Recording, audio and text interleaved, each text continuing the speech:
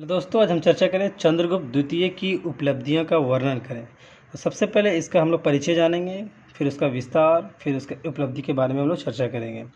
तो चंद्रगुप्त द्वितीय, इसका नाम चंद्रगुप्त द्वितीय, जिसे विक्रमादित्य या देवराज या सूरवीर के नाम से भी जाना जाता है। इनके पिता का नाम समुद्रगुप्त और माता का नाम दत्त देवी। इसका शासनकाल वो 375 सी यानी 375 ईस्वी से लेकर के 414 ईस्वी तक यानी कॉमन एरा तक इसका शासनकाल रहा है। अब हम लोग आइए जानते हैं इसके इसके उपलब्धियों के बारे में। चंद्रगुप्त द्वितीय भारत ही नहीं बल्कि विश्व के महान शासकों की श्रेणी में रखा जाता है। वह प्रथम भारतीय शासक था जिसने उत्तरी तथा दक्षिणी भारत को एक छत्र राज्य के अधीन किया। यानी जितने भी छोटे छोटे टुकड़ों में जो जितने भी राजा थे उसको अपने अधीन किया, यानी कि सबको जो एकीकरण का कार्य किया। वह विदेशियों को परास्त करने वाला पहला ऐतिहासिक शासक था जिसकी सीमा ईरान को छूती थी। साथ ही उसने इस विशाल साम्राज्य के कुशलता प्रशासन हेतु उच्च कोटि की प्रशासनिक व्यवस्था की। अब हम लोग जानते हैं इसका विस्तार कहाँ से कहाँ तक फैला हुआ था। अगर विस्तार का बात करें, अपनी जीत के परिणाम स्वरूप चंद्रगुप्त द्वितीय ने एक विशाल साम्राज्य की स्थापना की। उसका साम्राज्य पश्चिम में गुजरात से लेकर के पूरब में बंगाल तथा उत्तर में हिमालय की तप घाटी से दक्षिण नर्मदा नदी तक विस्तृत था। इसके शासनकाल में यानी कि इसकी राजधानी दो राजधानियाँ हुई। प्रथम राजधानी उसने पाटलिपुत्र को बनाया और द्वितीय राजधानी उसने उज्जैनी को बनाया था। चंद्रगुप्त द्वितीय भारत के गुप्त वंश के महानतम एवं शक्तिशाली सम्राट थे। यानी सबसे पावरफुल, सबसे महान राजा, यानी पूरा गुप्त वंश में सबसे शक्तिशाली राजा चंद्रगुप्त द्वितीय हुए। उनके राज्यकाल में गुप्त वंश यानी कि चंद्रगुप्त द्वितीय के राज्यकाल में गुप्त राजवंश अपने चरम उत्कर्ष पर थे। यानी कि पूरा उत्कर्ष पे, यानी पूरा चरम उत्कर्ष पे होने का मतलब कि वो बहुत पावरफुल और सक्सेस था। यह वह समय था जब जिसे भारत का स्वर्णिम युग या स्वर्ण काल के नाम से भी जाना जाता है। यानी चंद्रगुप्त द्वितीय के काल को स्वर्णिम युग यानी सोने के काल का युग भी कहा जाता है। आइए हम फिगर में जानते हैं। इस चित्र में हम लोग ये समझेंगे कि समुद्रगुप्त ने सबसे पहले जितने भी छोटे छोटे राजा थे, उसको एकत्रित करने का प्रयास किया। यानी कि ये जितने भी छोटे छोटे वो राजा हुए वो बाहरी आक्रमण से यानी विदेशियों आक्रमण से उसको टक्कर देने में वो असक्षम थे, यानी कि उसके काबिल वो नहीं थे। इसलिए समुद्रगुप्त ने इन राजाओं को जोड़ने का प्रयास किया। तो सबसे पहले अगर हम बात करें तो ये है पाटलिपुत्र, जो गुप्त वंश का ये जगह है। तो इस समय इस पाटलिपुत्र का जो राजा वो समुद्रगुप्त यानी चंद्रगुप्त के पिता समुद्रगुप्त। इसने सबसे पहले से कहा जाता है कि इसने सबसे पहले यानी कुषाणों पे हमला किया। ये जो एरिया आपको देख रहे हैं, ये एरिया, ये पंजाब का इलाका जो है, यहाँ से गुजरात राजस्थान था, ये इलाका कुषाणों के अधीन था। और इस पर सबसे पहले समुद्रगुप्त ने हमला किया, इस पर आक्रमण किया। उसके बाद फिर ऐसा माना जाता है कि अगर समुद्रगुप्त को यानी पाटलिपुत्र को एक विकसित राज्य बनाना है तो इसे आप किसी भी चीज़ को अगर विकसित बनाना चाहते हैं तो आप सबसे पहले आप ये देखना होगा कि इसका ट्रांसपोर्टिंग व्यापार कहाँ से होता है। और आप देख सकते हैं कि उस समय यहाँ और यहाँ शकों का साम्राज्य था। ये जो इलाका आप देख रहे हैं गुजरात से लेकर के इस मालवा तक, यहाँ पर ये शक यहाँ शासन करते थे। और यहाँ से भी आयात और निर्यात का यानी व्यापार का केंद्र होता था। कहाँ से? ईरान से। और ईरान से चांदी आयात किया जाता था।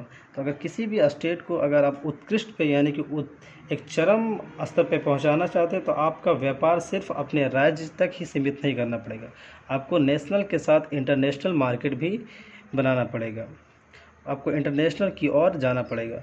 तो सबसे पहले यानी कि गुप्त वंश यानी चंद्रगुप्त ने इसने सबसे पहले इसको कब्जाने के लिए यानी इस पे आक्रमण करने से पहले इसने क्या किया, और ये जो मालवा से लेकर के इधर यूपी और मालवा इधर से लेकर यहाँ तक जो इसका जो शासन जो यहाँ जो यानी राज्य जो कर रहे थे वो वाकटक वंश का यहाँ शासन था।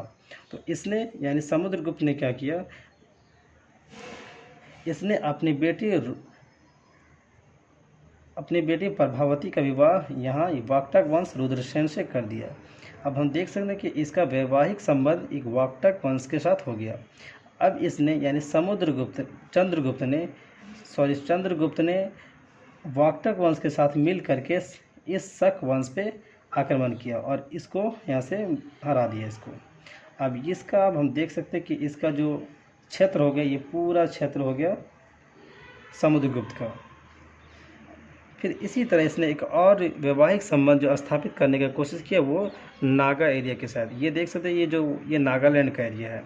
यहाँ नागवंश की राजकुमारी कुबेर नाग से, यानी समुद्रगुप्त ने अपनी विवाह नागवंश की राजकुमारी कुबेर नाग से किया था।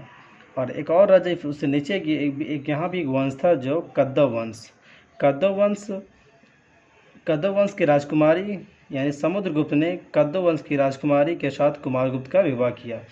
तो हम लोग यहाँ देख सकते उसका जो राजनीतिक जो उपलब्धियाँ हैं वो कहीं ना कहीं आक्रामक तो नहीं, लेकिन वो जितने भी राजनीतिक उपलब्धियाँ हैं वे वैवाहिक संबंध बनाने में वो कामयाब हुए। यहाँ भी उसने वैवाहिक संबंध बनाया, यहाँ भी नागालैंड में भी बनाया और यहाँ भी।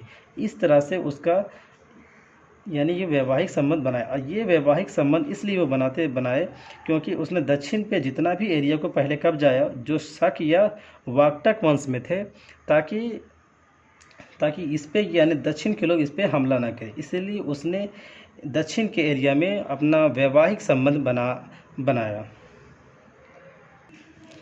आइए जानते हैं राजनीतिक उपलब्धि के बारे में।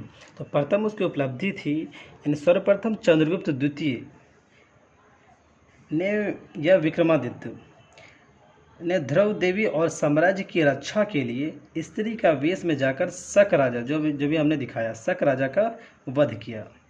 फिर बाहलिक विजय, चंद्रगुप्त सेकंड ने सिंधु नदी के 7 मुखों को पार कर बैक्ट्रिया या बल्ख प्रदेश को जीता, जो ईरान के इलाका था, प्रदेश को जीता था, जो बाहलिक क्षेत्र कहलाता था।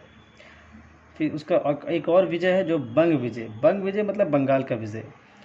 विक्रमादित्य चंद्रगुप्त सेकंड ने पश्चिमी, उत्तरी एवं पूर्वी बंगाल के क्षेत्र को जीता।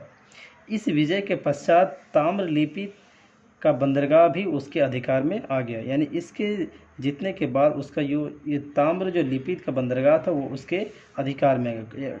कोई भी बंदरगाह जब उसके आधार में आता है तो उसका ट्रेड यानी उसका व्यापार दूसरे के साथ क्या होता है, बढ़ जाता है। इस तरह से उसका राज्य एक उत्कृष्ट स्थान पर यानी चरम पर पहुंच जाता है। कुषाण विजय, पश्चिमोत्तर अभियान में चंद्रगुप्त ने कुषाण के अवशेषों को समाप्त कर दिया, ये भी इसका विजय है। चंद्रगुप्त द्वितीय ने सर्वप्रथम मथुरा से कुषाणों को भगाया। फिर दक्षिण भारत की अगर बात करें, चंद्रगुप्त द्वितीय ने दक्षिण राजाओं से मित्रता और वैवाहिक संबंध कायम किया। उसके मित्र जैसे नागवंश हुआ, वाकटक वंश और कुंतल वंश, जिसे हमने अपने चित्रित में दिखाया। उसने नाग कन्या कुबेर नाग से विवाह किया। दक्षिण के राजाओं में वाकटक एवं प्रतिष्ठित राजवंश था। चंद्रगुप्त सेकंड ने अपनी पुत्री प्रभावती का विवाह रुद्रसेन सेकंड यानी वाकटक वंश के राजा रुद्रसेन सेकंड से किया। इसका उद्देश्य था कि यानी गुप्त राजाओं द्वारा जितना भी जीता गया क्षेत्र था उस पर शक या कुषाण प्रदेश पर दक्षिण राजाओं का आक्रमण ना हो। यानी कि चंद्रगुप्त ने जितने भी शक या कुषाण प्रदेश में यानी दक्षिणी जगह में जितने भी जगह को जीता था, उसने इसलिए इस वैवाहिक संबंध बनाया ताकि उस राजाओं द्वारा उस पर आक्रमण यानी चंद्रगुप्त द्वितीय पर आक्रमण ना हो। और इसे राजनीति का अद्भुत चोट कहा गया है, इसे मास्टर स्ट्रोक ऑफ डिप्लोमेसी कहा गया है।